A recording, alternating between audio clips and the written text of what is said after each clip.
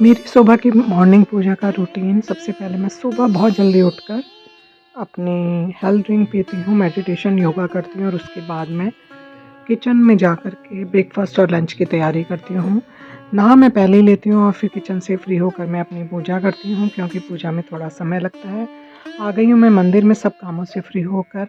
भगवान जी को एक मेरे पास ये फर का ब्रश ही कह सकते हैं इसको, ये मिलता है बाज़ार में, पूजा के लिए ही होता है।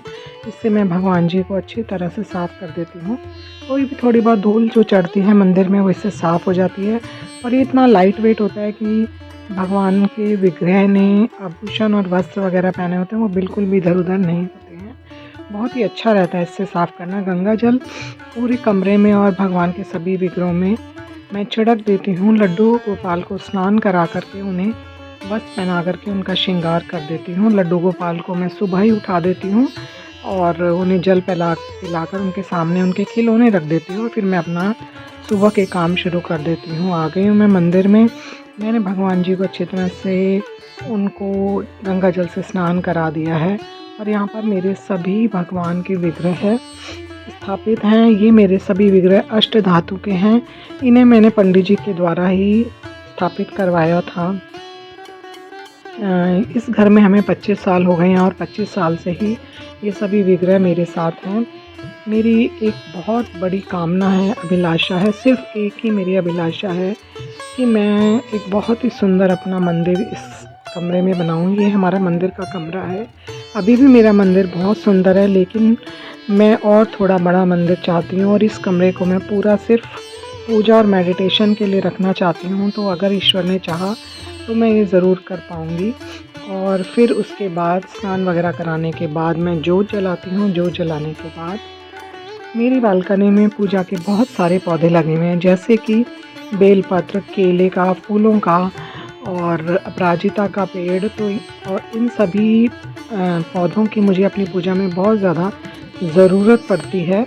तो वहाँ से मैं तुलसी जी के तो 4-5 पेड़ पौधे मेरे बालकनी में हैं, तो वो मैं तोड़ करके ले आती हूँ नियमित रूप से। बेलपत्र हम चढ़ा देते हैं महादेव शिवलिंग पर और तुलसी के जो पत्ते होते हैं वो हम शालिग्राम भगवान पर चढ़ाते हैं और फिर उसी तुलसी को हम अपने अगले दिन चाय में इस्तेमाल कर लेते हैं प्रसाद के रूप में। यहाँ पर मैंने सभी भगवान के विग्रह को गंगा जल से स्नान करा दिया था। अब सभी को मैं चंदन और रंगोली से तिलक कर रही हूँ। बेलपत्र है, बेलपत्र चढ़ा दिया है शिवलिंग पर। गंगा जल से शिवलिंग को भी स्नान करा दूँगी, गंगा जल चढ़ा दूँगी शिवलिंग पर। पूरा शिव परिवार है यहाँ पर मेरे पास, और क्योंकि महादेव मेरे बेटे के इष्ट हैं तो वो पूरी तरह से पूजा करता है।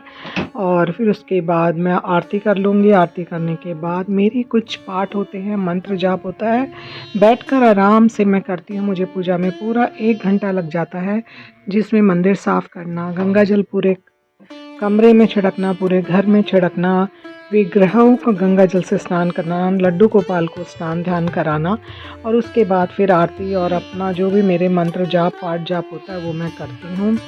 मंत्र आपको आपके गुरुदेव के द्वारा दिया जाता है। कौन सा मंत्र होता है, कितना जाप करना होता है, यह नहीं बताया जाता। और यहाँ पर मैं अपना मंत्र जाप कर रही हूँ। तो इस तरह से मेरी सुबह की ये पूजा होती है, शाम की पूजा अलग है।